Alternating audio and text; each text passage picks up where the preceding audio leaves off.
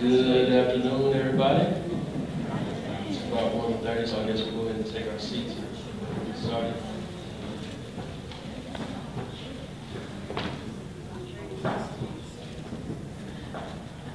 Well, thank everybody for coming out. I am actually not your presenter. My name is James Shelton with Capital Financial Group. And as a part of your registration package, I'm not sure if you guys are aware of this, but as PET members, you all just want to get a free financial review, which is kind of what years and great review talk about. Just want you guys to fill these out. If you've already come by our booth, great, just pass it on back. But I want everybody to fill these out and drop it off at the table after the session. If you guys want to stop by and just talk about any of the things that are on the sheet, we have some brochures. If you've been by our booth, you know we're trying to desperately give away some notepads. So you guys want to take some notepads. But that'll be about it. Sure.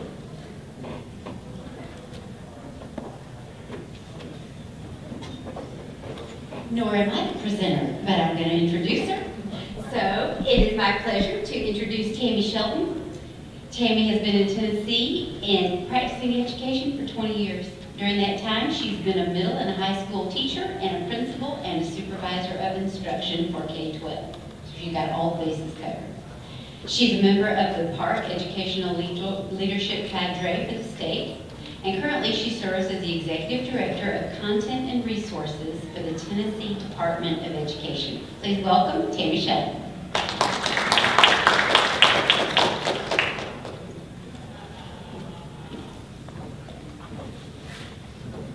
Good afternoon. Can you hear me okay? Yes. In the back? Great, because I'm one of these folks that I don't do well standing behind the podium, and I'm also short. So if I stand behind the podium, you might only see from here up. So I'll kind of jump back and forth with the PowerPoint, but try to move away. I don't have the luxury of a few extra inches to manage to get above the podium. So today, if you noticed in the brochure, of course, you picked the sessions and you signed up. This is teaching reading across the content areas. And so one of the things with that title, when we think about it, is that's been around a while. So you heard with the introduction that I've been in education 20 years, and I remember talking about reading in the content areas. We had PD on it and so forth over the years. So it's not something that's necessarily a new concept. If you've been in education a while, you've probably had PD around that. But the thing is now, when we talk about the literacy standards and Common Core, we're really talking about the same thing.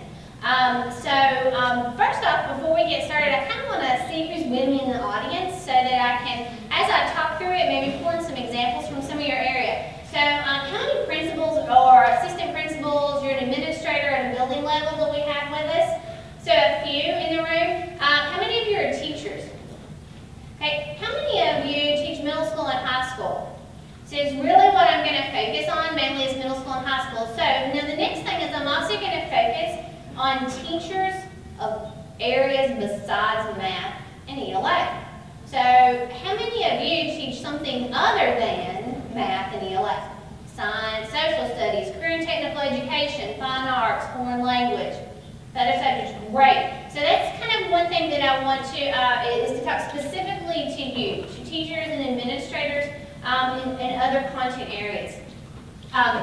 In saying that, I also do want to go back and give you a couple of just some informative stuff that I might refer back to as I talk a little bit for the next hour. So I am, and you heard my title, Executive Director of Content Resources. It almost will not fit on a business card. What a title, very lengthy. So somebody the other day said they had a long title, and so as they said their title, I sat there and counted, and I thought, I've got you beat. So anyway, but what that basically means is that my department, we work with all of the standards except career and technical education. So fine art, you got a question there, call my number. Math, science, social studies, foreign language. So all the subjects that are the academic subjects are in our department. And then also we work with the resources that the State Department puts out. So textbooks, any curriculum resources that we might put our stamp of approval on, and those sorts of things.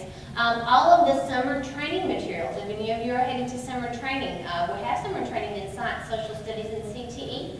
and all of those materials. So that's kind of what we do. But I wanted to make kind of one clarification. So in my department, I have individuals under me that work with specific content area.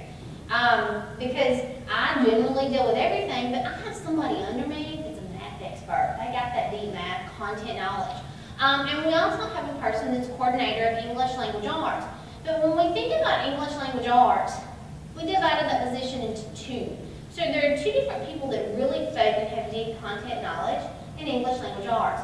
And one of them deals with K-3 reading and K-12 learning to read.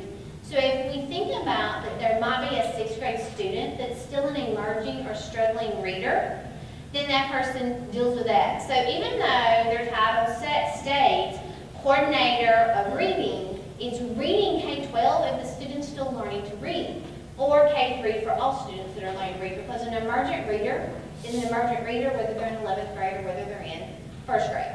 And then we have coordinator of English language arts contents, and he deals with 412, English, reading, writing, kind of the whole gamut. And sometimes that falls down into also 2nd and 3rd grade. So in saying that, I really think about, when I think about English language arts and literacy in my department, I think about it in two ways.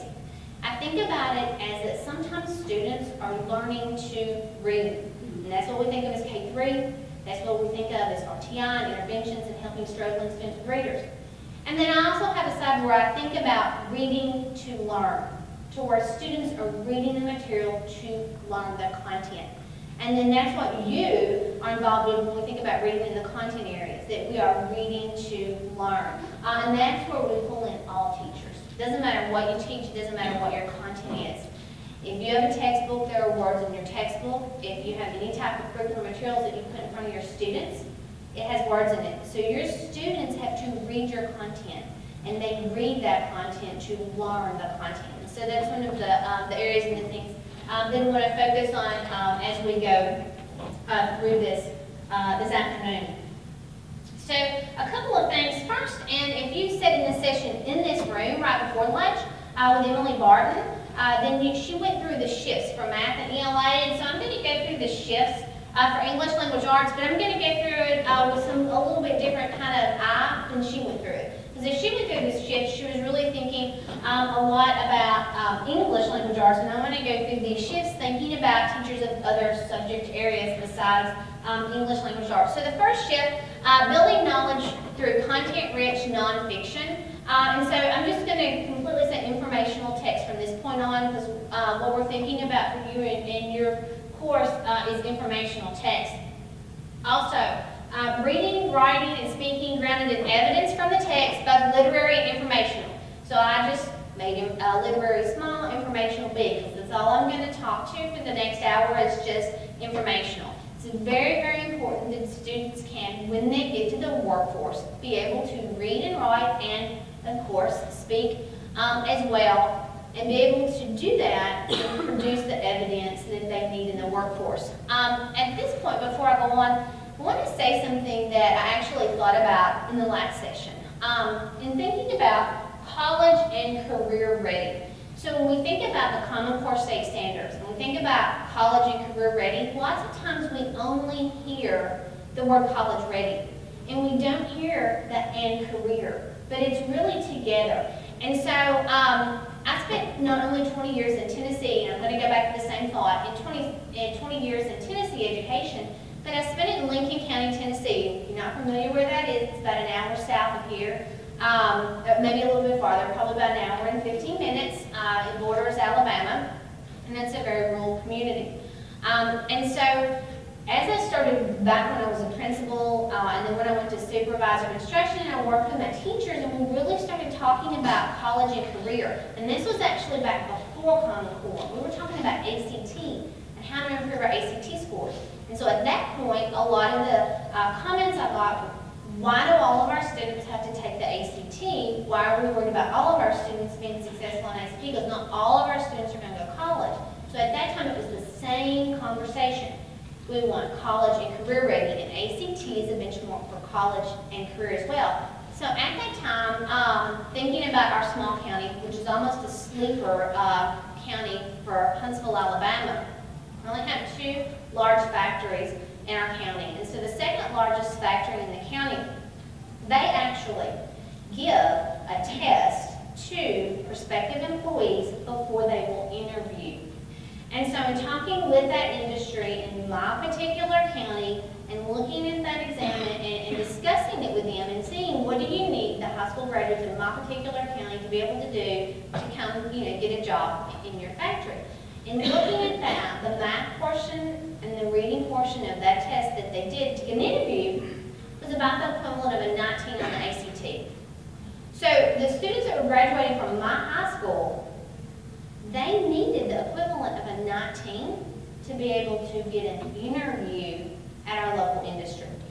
So it's not just college ready, it's also career ready as well. So these skills and everything that we're talking about is both. So it's really important that we realize it's all of our students, whether they're going straight to a job or whether they're going straight to college or technical school, whichever the case may be. And so the third shift is regular practice with complex text and its academic language. And so I'm going to talk about both of those a little more specifically. 10 seconds in just quiet think time and think about what was the last thing that you read at home. So in thinking about that, some of us may be readers, and you may have read a novel, but then a lot of you read other things like maybe a brochure that came in the mail around your health insurance.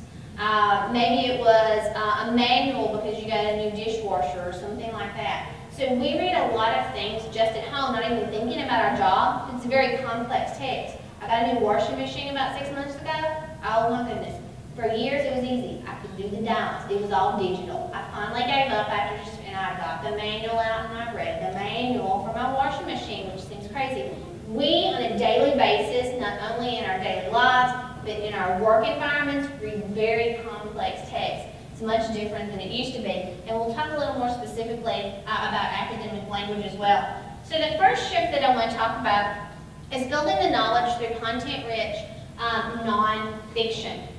And so basically, why do we need this? Why do we need to build this knowledge? Well, students are required to read very little informational text in elementary and middle school. Now, Emily Martin actually talked about this, and she studied a little bit of my thunder, but she talked about this beforehand. So we've traditionally been reading literary all the way through. And I actually, talking with a third grade teacher when I was a supervisor back in my county, we were talking about this because we were really making a shift several years ago to try to pull in some more informational text throughout all the grades. And so when we were talking about it, one of the comments that this teacher made, she said, my students do very well if we read a story about the Easter Bunny, but they really struggle when we read a story about rabbits in our habitat with third grade students. So at that point, then it really hit home. I'm reading the research that says that informational text is more difficult for students. It's more complex and that they really need to work with that because that's what we do. But then when a teacher stood in front of me and stated that she saw that every day in her classroom with her third grade students,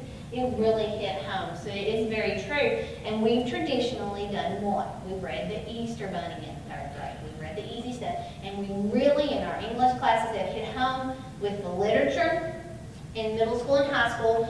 And when we think about the other subjects, science, social studies, history, CTE, we didn't read much at all. We gave them the information because we lectured to them, or even in CTE classes, we modeled for them and we showed them. And we didn't have them read at all. So they were reading very little in their other subjects, and they were reading literature in their English and reading courses as well. Nonfiction makes up the vast majority of required reading in college and workforce. So we've already talked about that. So, and Emily Martin mentioned this as well. How many careers can we think about that actually deal with literature on a daily basis? We read memos. We read reports. Of course, we go through emails, and some of us have bosses that'll write a book for an email. So we read on a daily basis in our job, and we're reading informational text. We're not reading literature, so we need to work with our students to prepare them for this. And I've already mentioned that it's much harder for students to read and comprehend informational text versus literary. And it supports our students learning on how to read different types of informational text. Now, one thing I want to bring out right here, is thinking about sequencing text in our classroom. So if we give students a piece of informational text, it is very good to give them more than one, and that's actually in standards for them with their English language arts standards. So if I am in, let's say, horse science at high school, and so we're going to read something to do with maybe a disease that affects just, horses and so forth, and we're talking about breeding on a farm and a disease that affects just the horses in a horse science class in high school, then instead of just pulling in maybe one journal article on that, I might pull in one journal article, and then I might pull in a pamphlet from a veterinarian's office, and let them read both pieces, so that I actually have given them multiple pieces of text on the same subject with that. And it will really help students be able to analyze that text as well. So it's a very good idea not to just pull one piece from the book, but to give them a sequence of text. And if you were in the meeting earlier, you heard Ms. Barton talk about the fact that our reading test went from having the very low-level prompt of talking about finding a treasure box to students reading a piece of text and then analyzing that piece of text, in their answer. So we will move to reading multiple texts, and on PARC, they will read multiple texts. So students are going to have to not only be able to read a piece of text, to be able to analyze it, and be able to produce evidence from it in their writing, they're also going to have to be able to read multiple texts, analyze both pieces, and then in their writing produce evidence from those two pieces of text. So it is important, and something that we need to do is to have a sequence of text, not just one text for our students. And in saying that, since I just mentioned the writing test, if you were in that, you saw some of the examples where it was science. That third grade ELA question was science in the content. When you see PARC, you're going to see social studies, science, and some other subject areas. So the content of PARC, ELA, will be your content, your subjects. So it will pull in science, social studies, some CTE classes. So it will pull in that content for that test. So students are not just taking an English test, but they're taking that English or that ELA test, and they're writing, and they're doing that with your content. So it's very important, and you are critical to the success of our students on that PARC test when they get to it, because they're going to be going through your content. So here are a couple of standards that I've listed up here. So the first one is a 5th grade standard. So the RI here stands for Reading Informational Text. It's 5th grade, it's standard number 10. I pulled standard number 10 from several different grade levels. So here is the literacy standard, and this is for history. This is reading and history. So this second standard that I have listed is the literacy standard for history. So if you're a social studies teacher out there, and if you're a 9-12 social studies teacher, this second standard is actually your standard. The bottom one is actually science and technical subjects, so it's basically everybody else in the room. If you're not an English or math teacher and you're not a history teacher, and you're 6-12, 6-8, then the bottom standard is yours. So when we just look at these really quickly, so I'm just going to read one, but I want you to look at the one that probably is closest to the area that you teach. So I'm going to read the middle school literacy standard for science and other subjects.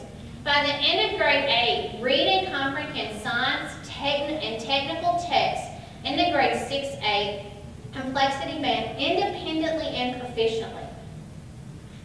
So basically what that's saying is our students are going to need to be able to read complex texts by the end of 8th grade in their science class and any other subjects that they may have there, and they're going to need to be able to do it independently and proficiently.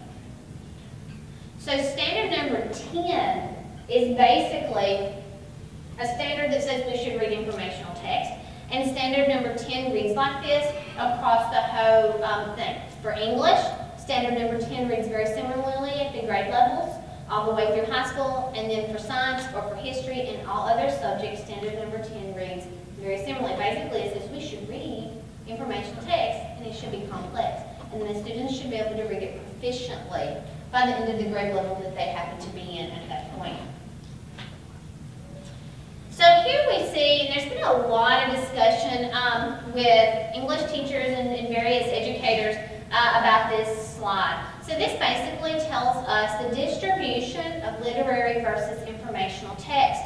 And so you see as we go up in grade level, we go from 4th to 12th grade here, the literary portion that the students should read in the day decreases, and the informational text they should read during their day increases. You will find this in the standards. So if you go to the standards, you'll find this. Now the thing is the first thing usually that an English teacher, when they see this, and they think is, oh my, does that mean I'm not going to be able to teach literature? No, that is not what this means. This means that approximately 70% of a student's day should be informational text. Research shows that in 9-12 at the high school, that those English classes should be 25% informational text. So if in their English class they're only having 25% of that class informational text, where are they going to get the rest of the informational text that they should be reading during the day? That's your classes. They're reading it in science, they're reading it in their welding class, they're reading it in their health science class, they're reading it in social studies. That's where they're reading it. So that 70% is their day, not their English class. And then 30% there. So you see that we increase as we go up in grade level, and it will take teachers of other subjects, it will take you to help those students reach that 70% in informational text, and it will also take you to help them be successful on PARC as they go through. So I want you to take, if you could, just 30 seconds and read this screen.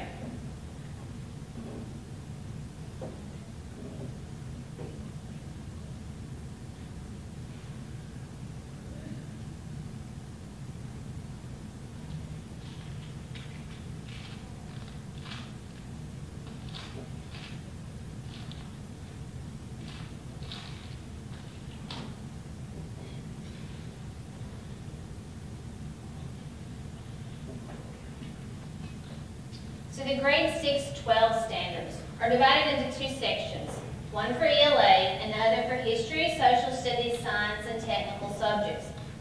This division reflects the unique time-honored place of ELA teachers in developing students' literacy skills, while at the same time recognizing that teachers in other areas must have a role in this development as well.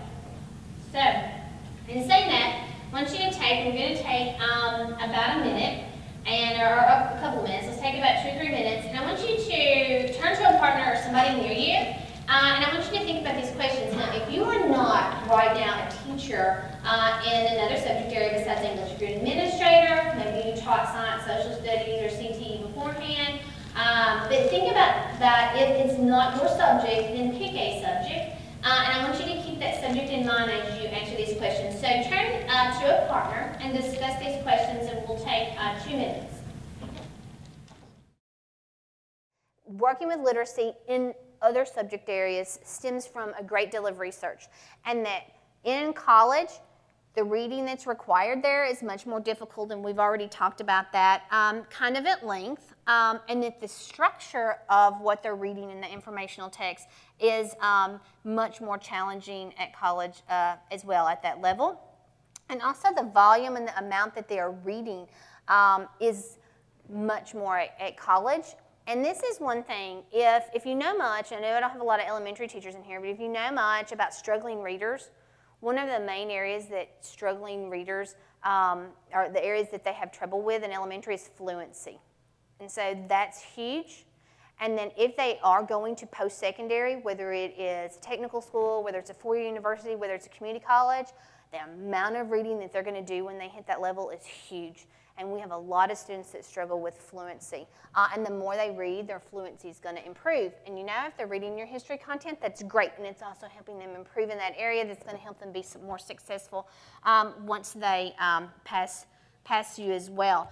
The last one talks about it just talks about the NAEP test requires high and increasing proportion of informational text on the NAEP test. PARC's going to as well. We've already talked about that. And it requires more as students advance through the grades. And one thing that I'd already mentioned that I just want to mention again is the content that they will read on English Language Arts and PARC will be your content. It will be your area. So looking at the second shift, I'm going to move on to the second one, which is reading, writing, and speaking grounded in evidence from the text. And in looking at that, we want students to be able to locate and deploy that evidence. And doing that is a really big indicator of strong readers and writers.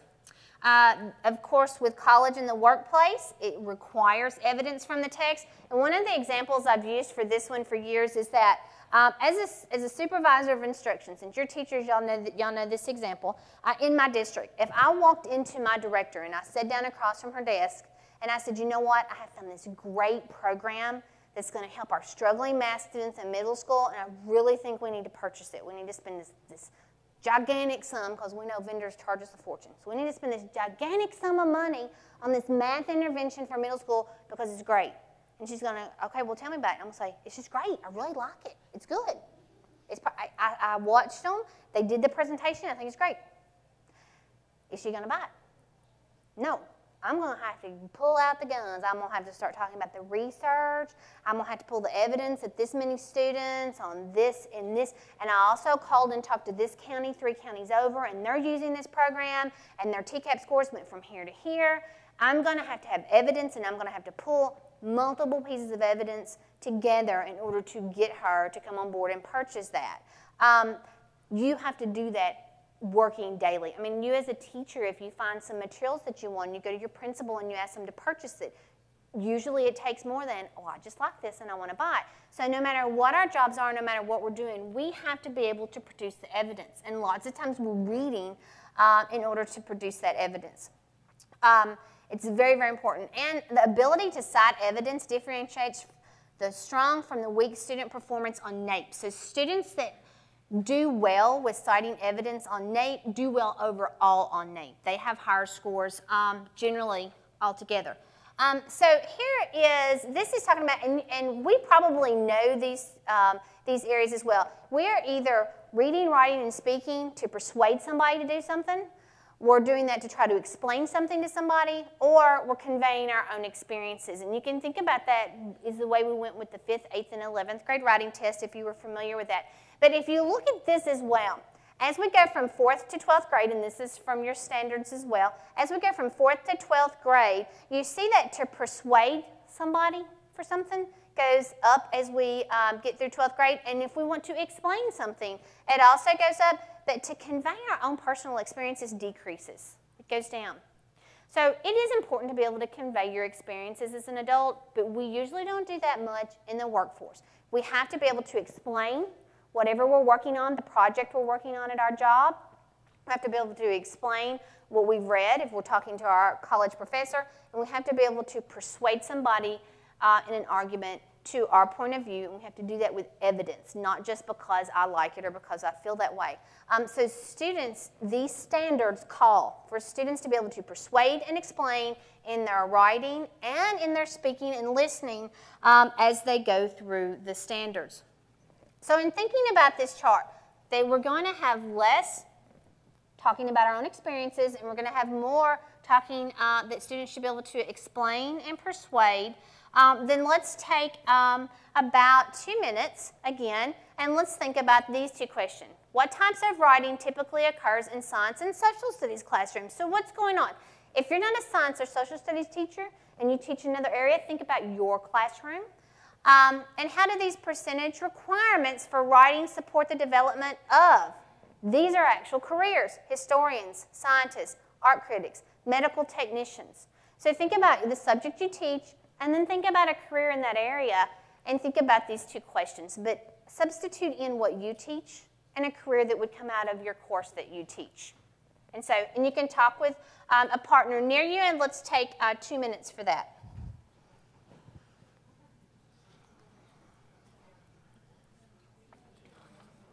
Okay, so let's pull back together. And thinking about the last slide, where students are going to be required to be able to persuade and to explain more so than to convey their own experiences. Just thinking personally, we won't share out at this point, but that this is the type of writing that typically is happening in your house, going to help students to be prepared to be able to explain and persuade more after they leave your classroom than in the past. So you may want to just kind of think about that. And then the second question, how do these percentages requirements help support the development of some of these areas? So do you think that, I mean, we think about history, but does a historian need to be able to persuade and to explain more so than to convey experiences? Yes. So if I'm a history teacher, then those first 2 areas are going to be where my students are going to really need to focus more, and so forth. And you can think about that with the other subjects as well as you move on. So looking at the third shift, which is regular practice with complex text and academic language. So we're not going to get into a lot of detail, but I want to talk about both of these just a little bit. And first, in talking about those, I want to talk about, well, let me book one more screen. So in this, so why are we doing it? Gaps between complexity of college and high school texts are huge. So if we think about it, and we think about moving between grade levels in school, so let's say that I have 6th grade and it's my history text, goes from here, and then 7th grade jumps to here, and then 8th grade jumps here. But if I'm thinking about high school 12th grade, 11th and 12th grade high schools here, college jumps here. So you have this huge jump between high school textbooks and college textbooks. So the difference in the complexity of the reading level when they leave high school, when they go to college, is huge. So they do stair step as they go through school, but then you've got this giant jump. So stepping up the text complexity is huge because there's just too big a gap currently between high school and college books. What students can read in terms of complexity is the greatest predictor of success in college. And that's from an ACT study. Too many students are reading to low level. We just talked about it. Their textbooks are there. Students, standards include a staircase of increasing text complexity, and that goes from elementary to high school. So when you heard Emily Barton, if you were in this last session, she talked about the fact that standards previously didn't actually address text complexity. The Common Core State Standards do. And that complexity is a staircase every year from kindergarten, well, we don't quite start at kindergarten, but all the way from 2nd and 3rd grade where you have Lexile levels, all the way up through 12th grade. So you do have that there, and that's not been in standards of the past in Tennessee or in other states as well. Okay, the last part, the standards focus on building general academic vocabulary, and this is very crucial for comprehension. And in Tennessee, we've had a focus on what we call Tier 3 words. And that's the words that are specific to your content area. So, for example, photosynthesis is a Tier 3 word for science. It is content specific. I'm probably not going to be talking about photosynthesis in my math class, or at least not developing that term to mastery with my students in math. So it's very specific to my science class. So Tier 3 words. So we in Tennessee have kind of focused on those Tier 3 words. We had our academic vocabulary list. Those were Tier 3 words as well in the subjects, the tested areas. Tier 2 words, however, are words that students need to know in their everyday language, but they're still, it's still a complex word. Like, for example, and I even listed some here: theory, alternative, evaluate, demonstrate, ignite, so explain. Those are words that students need to know. They're complex words. They're not real simple words, but they need to know those words for the workforce, for college and career. And so Tier 2 words are very important, and there's a focus on Tier 2 words with the literacy and the Common Core State Standards. So as you're working with your class, and if it happens to be science, so it is very important that you teach them photosynthesis if that's the grade, and that's probably what 5th or 6th grade. I don't have it memorized what grade level. And we also work with cellular respiration in high school, so I guess it can go all the way through. But the point is that you do have to teach your Tier 3 content words, but it's extremely important that you also focus and you go through Tier 2 words with students as well. So, and if you're not familiar with Tier 1, 2, and 3, I'll be glad to afterwards to talk with you a little bit more about that in detail. And you can also Google Tier 1, 2, and 3 words as well and get a wealth of information on that as well. But Common Core State Standards has a focus on Tier 2 words. Text complexity, and I'm not going to go into detail here, but it's more than just the reading level. You have to take into consideration the age of the students and the appropriateness and so forth.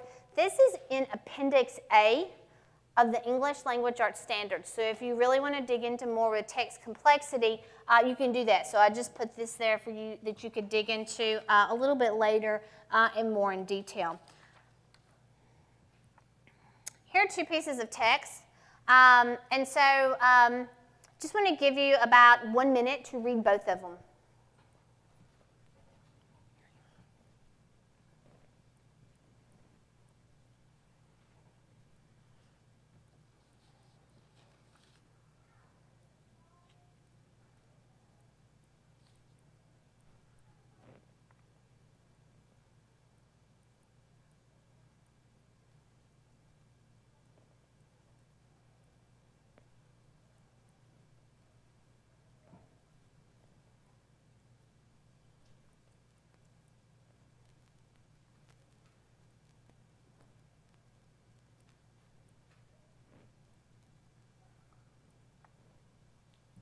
So which piece of text is more complex, left or right?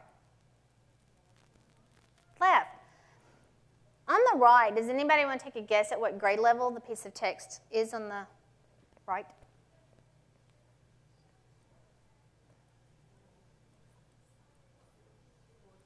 I heard fourth, I heard fifth. Anybody think anything different than fourth or fifth? It's a second and third grade band. Second and third grade. Text number 1 is 11th grade. But definitely y'all pegged that it is more complex. Some of the things that make it more complex, of course, more complex sentences, of course. You actually have some of the sentences that pull things together to where things are synthesized, more sophisticated vocabulary, the content of it is more sophisticated, and so forth. We're not going to have time to really go in detail in a close reading. So how many of you have heard here lately when thinking about Common Core State Standards, talking about close reading? Okay. So close reading is for any subject area. It's not just for the English Language Arts class, and it's just a strategy to help your students comprehend what they're reading. So I'm just going to describe it at a very high level, because we could have done an hour and done a close reading activity, and we could have really went into it. So if you're not familiar with it, I want to encourage you to look into that. So talk to an English Language Arts teacher, look online. I'll be here afterwards if you have some questions as well. But basically, when we talk about close reading, this requires prompting your students with text-dependent questions to unpack a piece of complex text so that they can gain that knowledge. And so I'm going to kind of just give you a little summary. So let's say that I'm in a history class, and let's say it's high school, and so maybe I'm going to give my students the Gettysburg Address. And so it could, fit on one page, and so I'm going to pass that out. It's got several paragraphs. I don't have memorized how many. But so I'm going to give them that piece of text. And so first I'm going to ask them to read it quietly to themselves. Read it quietly to themselves. And then when they finish, I'm going to go back and read it to them. And so then I'm going to read the text. And that is very important. One, they've read the text on their own. So even if they're a struggling reader, they've tried to read that text. But the important part about me going back as the teacher and reading it to them is they're going to hear a master reader be able to read with the tone, making sure you pause where you're supposed to, and so forth. So it's important that you go back and read to them. Then at that point, you can start asking questions. And as you ask questions about the piece of text and as you go through it with the students, you need to build. And your questions need to go from simpler to more complex. And your questions also need to prompt students to look back at the text and provide evidence from the text. So then after I've read it, I might say, okay, let's reread the first sentence. And I'll have them read it themselves or ask a student to read the first sentence maybe. And then I'm going to ask a question about that. And it may be a simple question. And then I might say, okay, let's reread the first paragraph. Everybody take a minute, read the first paragraph yourself. And so they're going to do that. And I might ask some questions about that. And then I might get to questions that talks about the purpose of the body of the text as I move on. So you're going to have them read the whole text. You're going to read it to them so they hear a good reader read the piece of text, and then you're going to break it down, read pieces of it. You're going to ask questions. They're going to have to produce evidence from the text, and you'll go through that. And so there are a lot of different, even online, and a lot of sources that you can find examples to help you do a close reading activity, but it's your content, and the purpose of it is not teaching them to read. The purpose of it is guiding them to comprehend what they're reading, and it is your content that they're doing that with. So a close reading activity is a very good way for you to take text in your content area and students grasp and understand that text. And so this is not teaching students to read. This is a strategy for you to use in your classroom for students to understand your content. These are just some different ways, and I'm not going to go into them a lot, but chunking, and you've probably heard about that. I've heard elementary to high school teachers talking about chunking their content and reading, and that's one of the things we just talked about. Go back and do just this paragraph. Go back and do just this sentence and ask questions about it. Reading and rereading, that's also in a close read activity. Read aloud, so they could read aloud to each other. You read aloud to them. Strategic thinking out loud. Doesn't matter if you're kindergarten or you're a 12th grade teacher. It is very important that you think out loud to your students. So you pretend like you're one of them at that level, and you think out loud.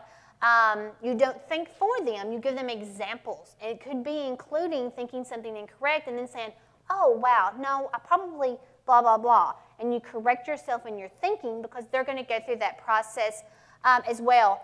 Where it has recording here, that might be something that's good for ELL students, emergent readers, students that are very low and struggling readers. That would not be for your general population. Annotations, I'll talk about that in just a second. Paraphrasing and journaling, both good ways to help students to grasp the text that they're reading. This is, and I'm not going to go through it in detail, this is just one example of ways that you can teach students to write in the margins. So if you actually copy a piece of text for them and you hand it to them, you can teach them, you're not going to write in their textbook, but you can teach them if you copy something to write around. So as they read through it, you can ask them to take notes on what they're reading, and that helps them understand. So if they know they have a question about one area, you might teach them to put a question mark there. If they see somewhere that there's a connection to something else they've already done, then you can have them put the C and so forth. So, and I'll show you where you can get this PowerPoint so you can see it. That's just one strategy.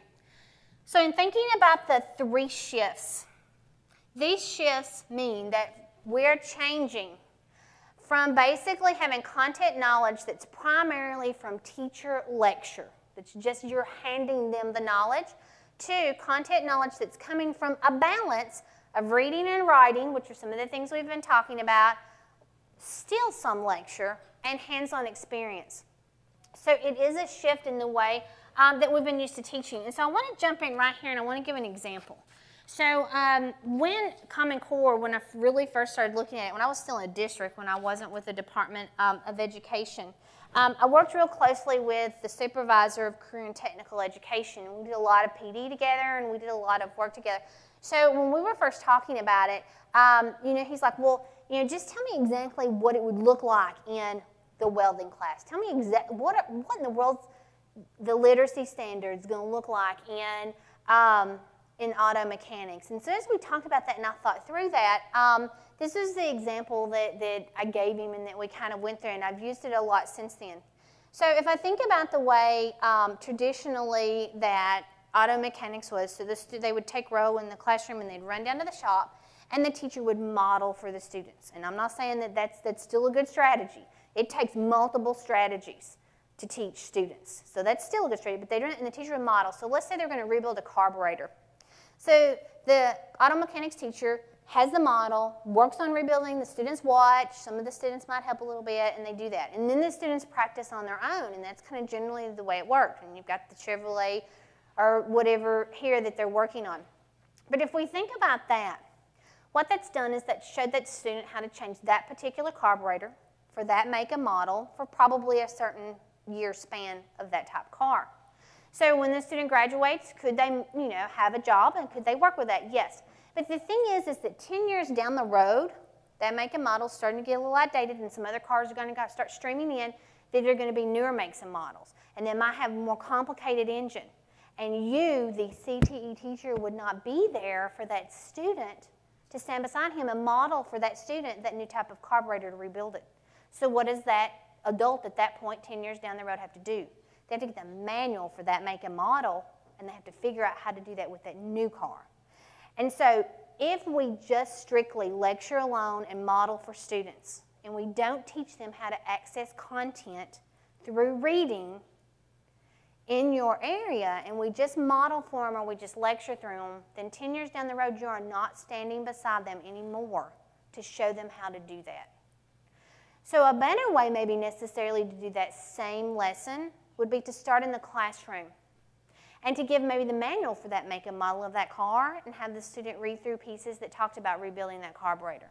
And then have the students get together and pair up and talk about what they've learned. And you could do a close reading with part of it. And you could ask them questions that goes back to them producing evidence from that manual that they're reading.